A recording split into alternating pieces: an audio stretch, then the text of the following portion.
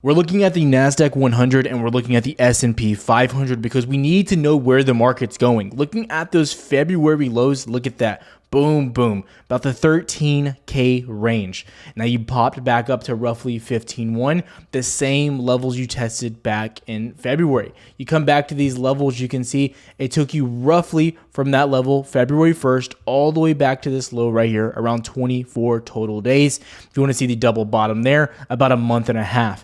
Now, if we go back to here from that local top range, again, the same local top range, you found a double top there from roughly March 29th, April 1st, give or take right here, April 5th, you want to count the actual double top, back down, it's taking you about 20 days, okay? So the same type of movement back there is taking less time. So all that gain you got there, as well as all that low relative volume that pushed you back up here, guess what? It's all gone, and it happened absolutely quicker. Now, what are we looking at here? How did we see this coming from yesterday? Now, this is going to be a 4-hour chart, so that's what I'm going to focus on is a broader perspective, no day trading information going on here. Yesterday, I mentioned more downside was coming, and then the day before that, I told you downside was coming. So look in here. You have this quad top going on here. Boom, 14.2, 14.2, 14.2, 14.2, 14.2.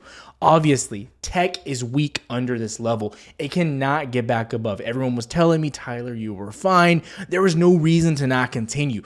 Spoiler alert, Jerome Powell put all that to bed. The 50-point hikes are coming, and we're not talking about one. We're not talking about two. We're talking about multiple. We're talking about a minimum of about 3 of these 50-point hikes. Now, people are saying these aren't needed. You're absolutely losing your mind. They have to. We put ourselves into the situation, and now rate hikes are coming faster than ever. So you're going to get the real news when you come to the channel. You're going to get the real news on what to expect from the market. And right now, I told you, when you were back at these levels, you were coming back down to 13K. Go watch the previous videos. We're posting videos roughly every single day here on the channel, so you know how to trade. And then again on Sunday, we're telling you exactly what we traded. We're going over the actual TD account and how we're growing that account despite the choppy ranges. So as you zoom in here, that's what you're seeing. But what do you see when you look at SPY? What can you see from this? And we saw that disconnect from a reality yesterday, and there's about 4 main bullet points we're looking at here.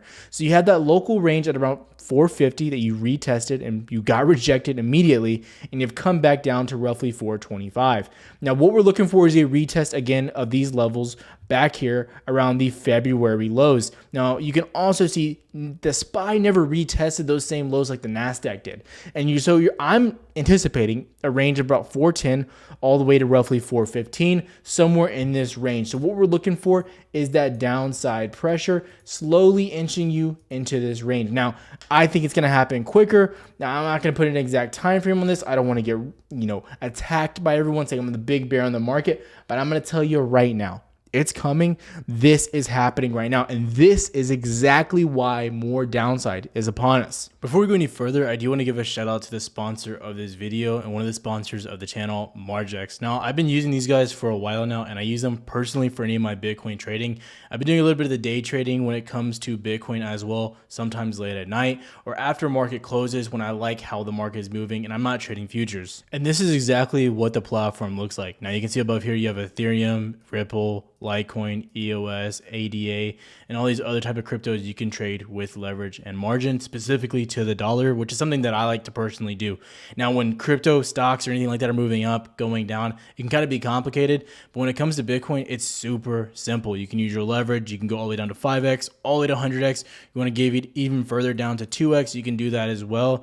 And it's very easy to manage. And I also like to be able to keep my stuff if I want into USDT, so I don't have to really worry about how the market's moving if I'm not even trading right now, which is typically what I'm doing. So right now I have a little bit actually in cold storage, but I also have a lot in Bitcoin as well, because I do see potentially a little bit of upside over the next few hours as well. And I can always switch that right over to USDT whenever I want. All in all, if you are interested, you will get a little bit of a bonus if you do sign up with them. The link will be down below. Again, this is just for Bitcoin and crypto trading for me personally, and this is what I use. But let's get back to the video. Going into yesterday, we had the Fed just saying the most wild things in the world.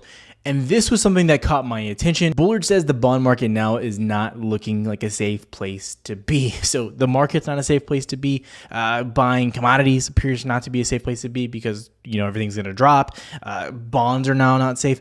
what should you be looking at? What's safe? What should we be looking at? So what I want to do is show you this chart. So what we're looking at is J and K versus TLT. And basically what this is, it's a chart that is comparing junk bonds versus safe bonds. So junk bonds basically inspire a risk-off environment to where stocks are going to the moon, and then you have your TLT, which are basically safest to buy when you don't expect interest rates to rise anymore. So typically when they're done raising rates, TLT will start to go up. However, if we look in the past, TLT has not been going up over the past 2 years. It's been getting absolutely railed because they know inflation is occurring, and everyone knows it was just a matter of time before they start to raise these rates, which it took surprisingly forever. So TLT has a lot more room to go down in the near term, which is probably why Bullard was saying that. So what I want to show you is the correlation here. So as you look at J and K versus TLT, so when J and K is beating TLT and J and K has touched this trend, as we're going to look here, you've been seeing massive drops. Now the highlight of what I want to show you is right here, and that's going to go to 08, 07. And we're just going to continue to use the same examples and show you how similar we're getting right now. You had that massive top in 08 from that previous .com bubble going up to there. And guess what? When those levels hit right here, you double topped in that region. Boom, you absolutely tanked. What happened? You came back up, came back to this region.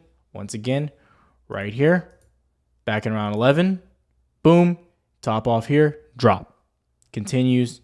Right here, minuscule drop, but you started climbing back, and you came back. And once again, what happens here in around 18, 19, you drop again, and then we're hitting this key range once again right here. And I think it's very important to be going over bonds because everyone's talking about them now based on the yield inversion, which we'll go over here in a second. But looking at this, it's telling me we're getting another indicator, people. We're getting another one on top of the cake. But my question mark is because we're not going to see TLT start pumping very soon. You might see it's become very interesting based on the price of TLT. It's dropping so much, and bonds in general are just dropping in value so much.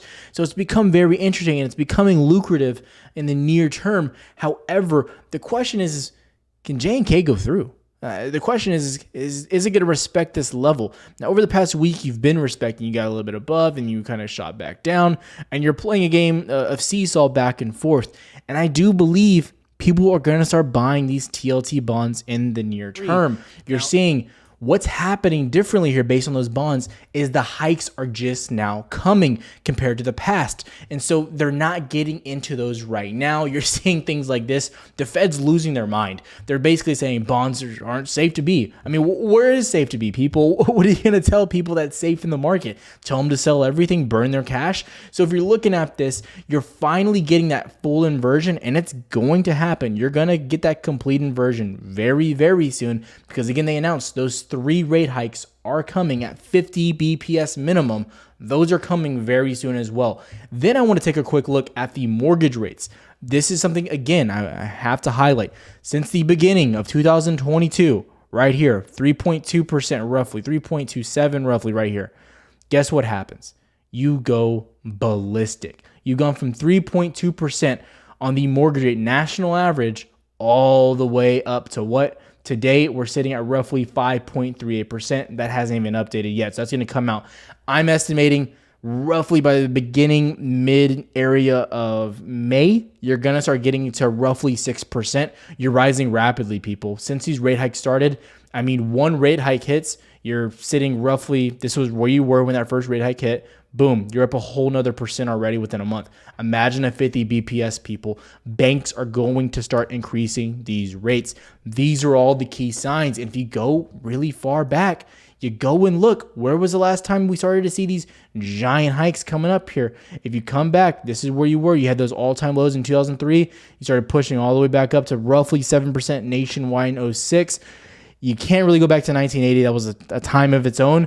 But this is what we're seeing. Look at that hike. You have not seen something like this in a long, long time. 7-8% is coming, and you need to get prepared. So going back to the chart, what are we looking at here specifically? What do I think needs to happen? Where are we pulling back to? So what I'm going to do is delete the SPY, and we're going to take a quick look at the 5-minute chart. So I believe more downside is coming to the local 13K range, and then we're going to start seeing what happens there. You need to know about the first week of May is when you're going to start seeing those rate hikes come in.